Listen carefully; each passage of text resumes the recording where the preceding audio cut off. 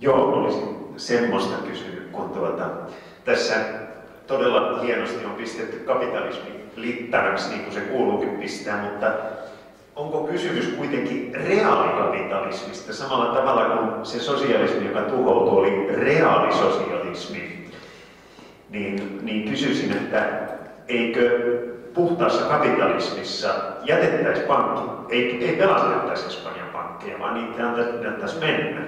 Ja samaten markkinat valtaisi se pankki, joka toimii kansalaisten hyväksi. Et mä kysyisin tältä ensimmäiseltä puhujaa. Niin, onko tämä enää kapitalismia tämä touhu sitten, vai mitä tämä on? Niin, mitä tämä on? Vielä Antti, vastaa vielä. Todella. Siis nimenomaan, jos mennäisiin, niin siis on semmoinen hauska sanonta, American Airlinesin entinen toimitusjohtaja on sanonut, että kapitalismi ilman konkurssia on kuin kristinusko ilman helvettiä. Ja nythän ollaan siinä tilanteessa, että pankkisektoria ei konkurssiuhka kapitalismissa koskee. Ja se on kysymys, että miten tämä tehdään, koska ongelma on se, että kun sanotaan, että on too big to fail pankki, eli se on, että sitä ei saa päästä konkurssiin, niin se ei tarkoita sitä, tai se mitä se tarkoittaa on se, että tämä yksi liian iso pankki on sotkeutunut 7 muuhun liian isoon pankkiin. Eli kysymys on, että jos tämä yksi kaatuisi, niin nämä 7 muuta kaatuisi perässä. Eli too big to fail on siinä mielessä harhaanjohtava käsite, että tällä hetkellä meillä on systeemi, jossa on pankkeja, vakuutusyhtiöitä, jotka toimii siis niin riippuvaisia toisistaan, että niitä ei yksinkertaisesti voi kaataa. Ja se on se oikeasti viisasten kivi, että kun puhutaan esimerkiksi haircutista eli tukanleikkuusta, niin se on mielikuva, että leikataan vähän niitä velkoja. Mutta että jos nyt tehtäisiin oikeasti tukanleikkuun, niin se metafora on huono, että siihen tulisi semmoinen kraatteri monttu ympärille, kun leikattaisiin. Siis että se menisi monta metriä maan sisään se tukanleikkuu. Siis että niitä velkojen määrää, mitä pitäisi nollata, on niin paljon, että mikä on se mekanismi, että se ei johda taantumaan ja johonkin 20-lukuun, että ihmiset hyppii ikkunoista ulos. Siis että se on tuhannen taalan kysymys, että miten se tehdään, mutta mä kannatan ehdottomasti sitä, että se tukanleikkuu tehdään ja tehdään tämmöinen äärimmäinen velka-armahdus, koska esimerkiksi YK-lakien mukaista on, että ei saa antaa epäeettistä velkaa, eli ei saa antaa ihmiselle tai maalle epäinhimillisillä ehdoilla velkaa, joita ne ikinä kykene maksaa. Eli kaikki nämä tukipaketit ja velat, mitä on luotu tämän kriisin jälkeen, pitäisi ensimmäisenä armata.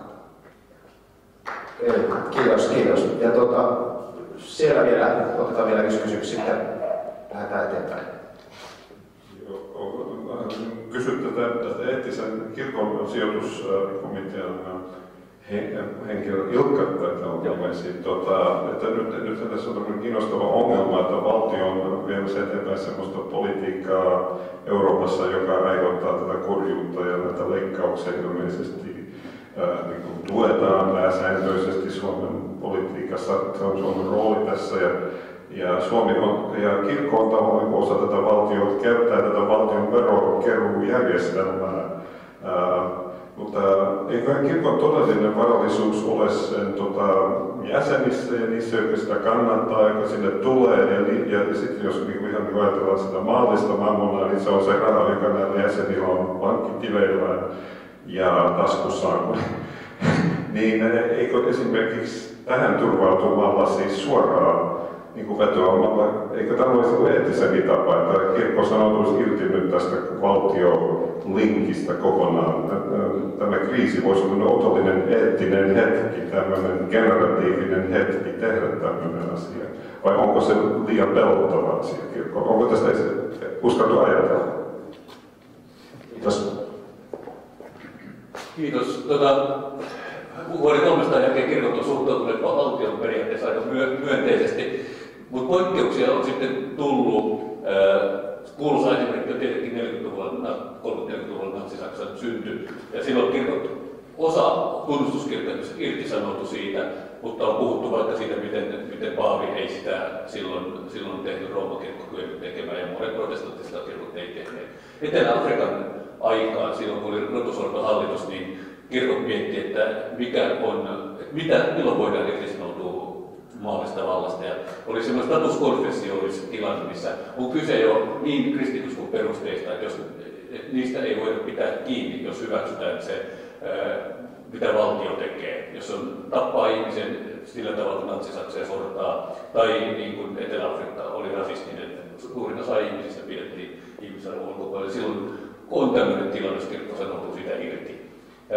Mun kirkolla ei ole mielipidettä tällä hetkellä Suomen valtiosta, mutta mä voisin kuvitella, että on sitä mieltä, että Suomen valtio niin on, kun pitää huolta laista järjestämistä hyvinvointivaltiota yllä sosiaali- ja terveyspalveluita, että ne on rappeutumassa tällä hetkellä. Ne on tärkeää, että ne pidetään hyvinä, mutta kirkko on solidaarinen valtiolle. Ei ole status confessionis tilanne. Joskin mä kyllä kuuntelin toista avustaja, niin hän kuvasi tätä järkyttävää tilannetta, mikä on siis tämän enter-rahan, eli tämmöisen imaginaarisen rahan valta tässä maailmassa ja miten se on lisääntynyt ja mitä se saa aikaan. Sitä kirkot on kyllä ekumenisessa liikkeessä vahvasti kritisoineet. Mutta elää tässä yhteiskunnassa ja tosiaan eläkkeessä sijoittaneet tämän rahajärjestelmän puitteissa, jota se yrittää muuttaa pienillä lihaksilla oikeudenmukaisemmaksi ja läpinäkyvämmäksi. Kiitos. Tiesitkö Ilkka, että mun käsittääkseni osa reformoidusta kirkosta on niin julistanut tämän tilanteen tämmöiseksi status confessionis tilanteeksi, eli tämä talousjärjestelmä on kääntynyt ihmistä vastaan, se on suoranaista niin evankeliumia tätä kristiuskoa ylitä vastaan. Että tiesit tästä? Joo, kyllä. Tämä kirkko ja maailmanneuvosto on osin liittynyt. Joo, kyllä, osittain on liittynyt siihen, joo, kyllä. Hyvä, ja mennään nyt tuonne historiaan vähän syvemmälle ja kysytään Fransiskukselta, olisiko sillä meille, päästäisikö hän meidän pois tästä aika umpikujasta, missä me näytetään olevan, mihin ei tunnu löytyvän oikein minkälaista ratkaisua. Ja mä haluaisin tuosta Fransiskuksesta todistaa itse, että